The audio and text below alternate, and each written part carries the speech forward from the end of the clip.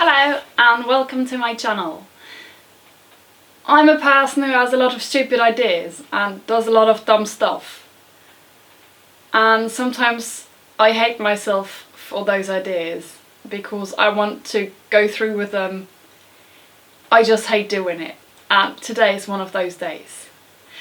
I'm Kira and I do stuff.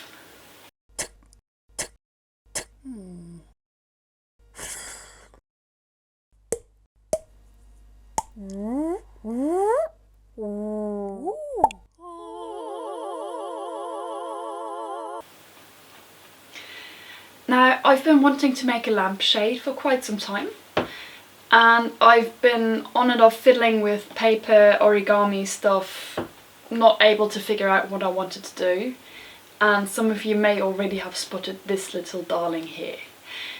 I recently saw a video by Matt Parker and Adam Savage building 5 interlocking tetrahedra which have a bounding box, which is not a box, but if you connect all corners in a specific way you get a regular dodecahedron.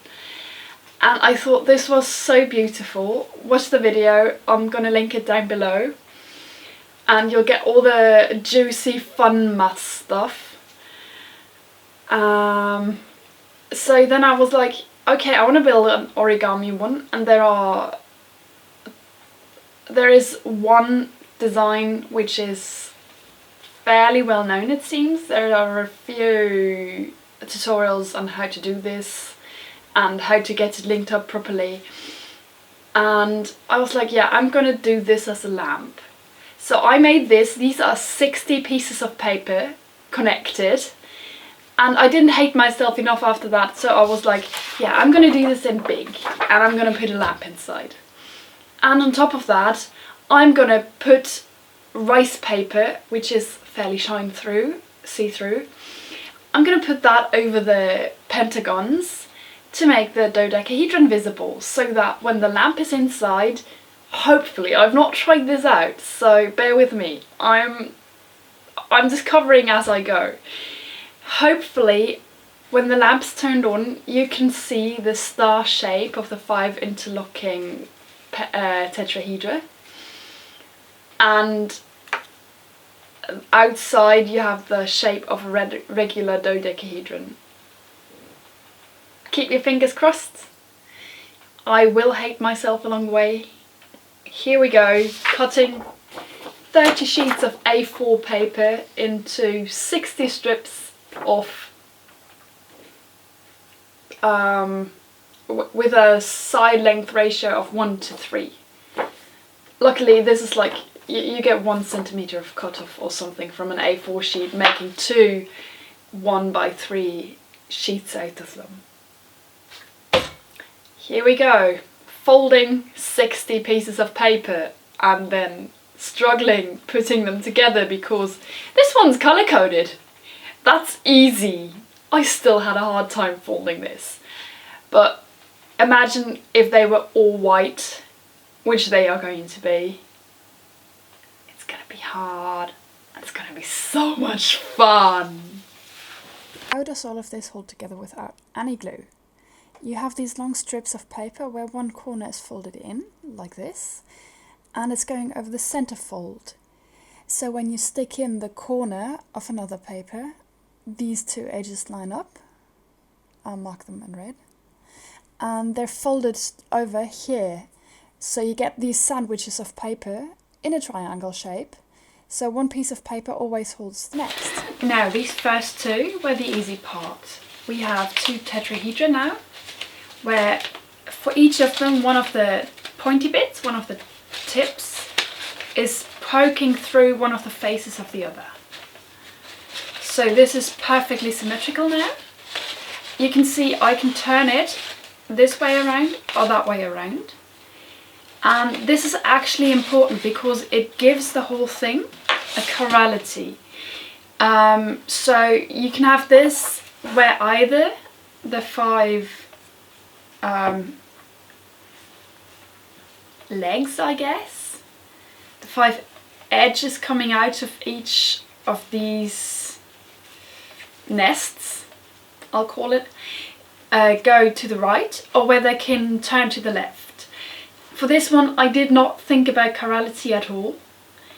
I just tried to follow the pictures, and I found that once the third tetrahedron is in the structure, putting in the fourth and the fifth is fairly easy, because you can have one, look at one and say, okay, this is my base, I'm going to look at this face, and I'm going to put in the third one so that it matches the first two, because there is this amazing symmetry in the entire structure.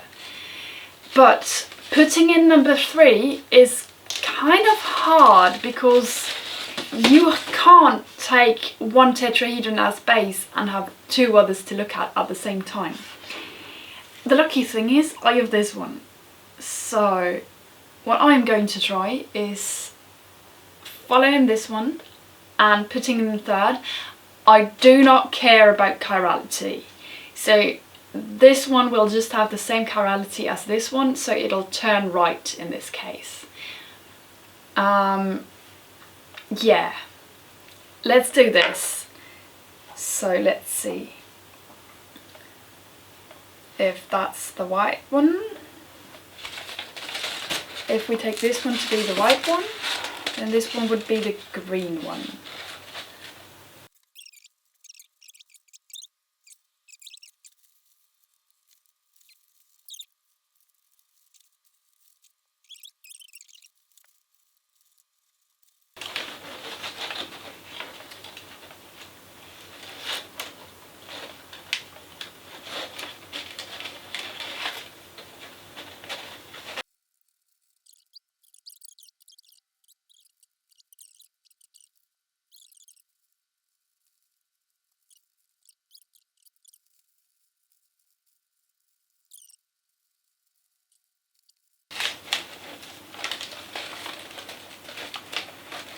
Together like so, and technically the last one should be clear by itself now. Does it go through there? So one trick to look out for is any 2 tetrahedra are like the first 2, such that they have one face where the tip of another tetrahedron is coming through. So now I just have to make sure that that's the case with this one and the other 2 each. So these 2, yes. So this one has a tip coming through the bottom face of the new one. So the new one has to come through the top face here. And I'm guessing it'll have to go over there, yes, because otherwise it can't reach. So like that, it'll have to go like that.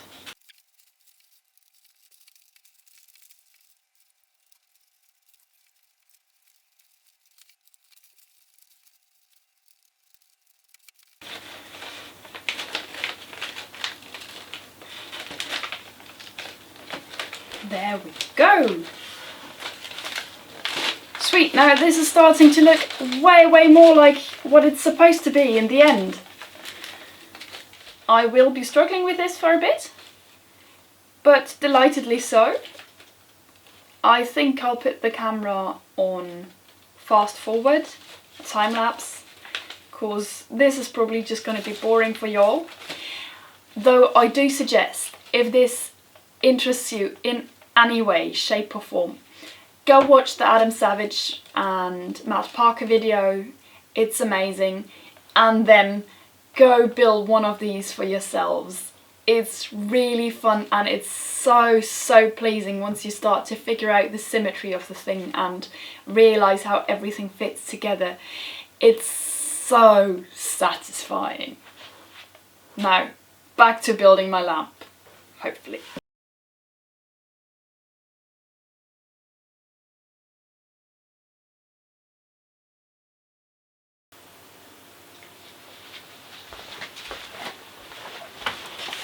there we go. It's done. The folding part, that is. I still do want to put the bounding dodecahedron on with some translucent paper, and I've got some black tape for the edges, so I'll have black pentagons there, and this one goes in just fine. I will have to do something about this staying in the middle, but there's plenty of space in there, which is lovely. It's amazing. I'm thinking that I can probably just tie it in there somehow.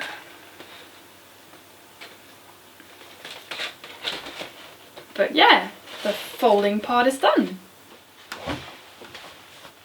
Actually, before the rice paper, I put on Quick and Dirty Connection.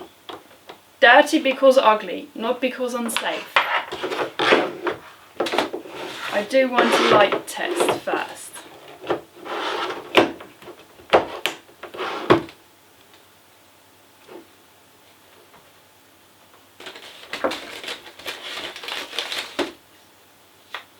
Oh.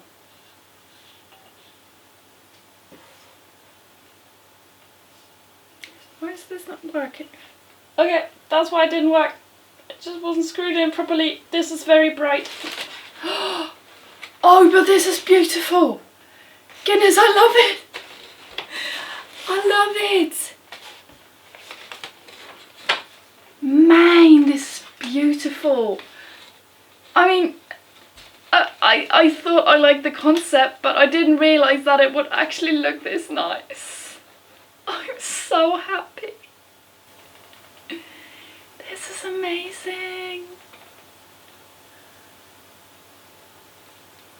Oh goodness, this is great. I love it. I love it so much.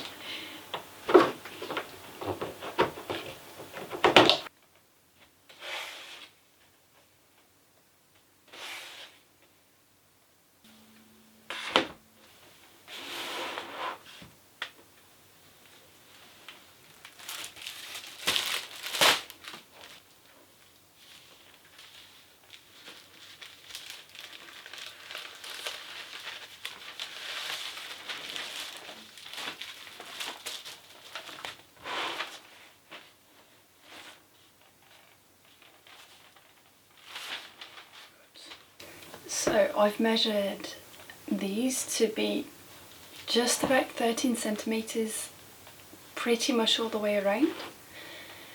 I'm hoping that the whole thing is irregular enough for me to be fine if I cut pieces that are pentagons with a side length of just above 13 centimeters. It's a wee bit of a gamble, so I think I'll just start with cutting out 3-4 pentagons and seeing how it fits. I can still move the tips around a little bit because nothing on this is glued. Everything right now is just being held together by the paper and the folds, which I think this is the most amazing thing.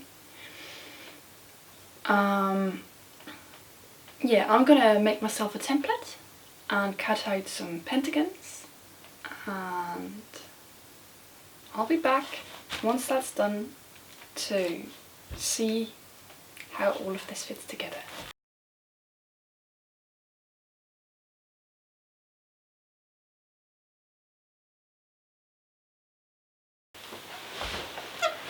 Alright, after a lot of measuring and cutting things out, I've put together the first 3 panels, and I think I like it a lot.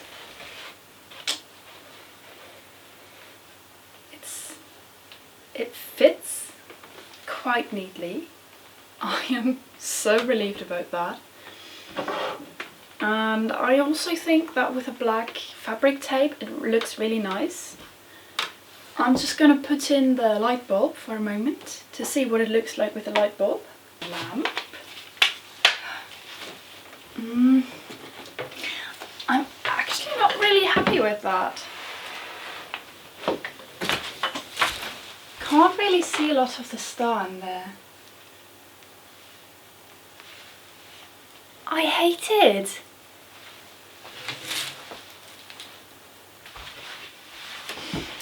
Alright, so I've considered a bit back and forth and asked my roommate, and he made me decide, helped me decide not to put in the bounding box, bounding dodecahedron, because this shape has a lot going on for it already. And though it's mathematically way more pleasing to put on the dodecahedron so everyone can see it, it's aesthetically way more pleasing as is. So I'm gonna leave it at that. What I did do, also suggestion from my roommate, because sometimes he's just smarter than me, I put in some semi-translucent paper in the cavity in the middle of this construction to make the light a bit less bright, a bit less direct, to just break up the lighting a bit. And this is what it looks like. I think it's really pleasing, it's really beautiful. So all that's left to do is to wire this thing in, both in the sense that I need to put on some wire so that this doesn't come out when I want to put up the lamp. Also, I need to wire it to an outlet so I can actually switch on my lamp.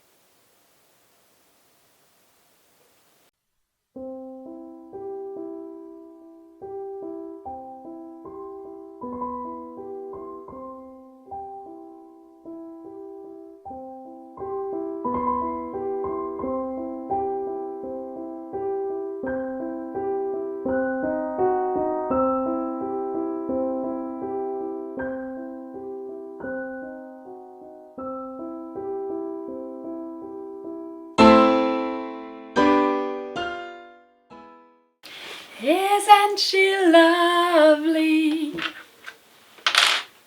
I'm so proud of my lamb. I'm really happy.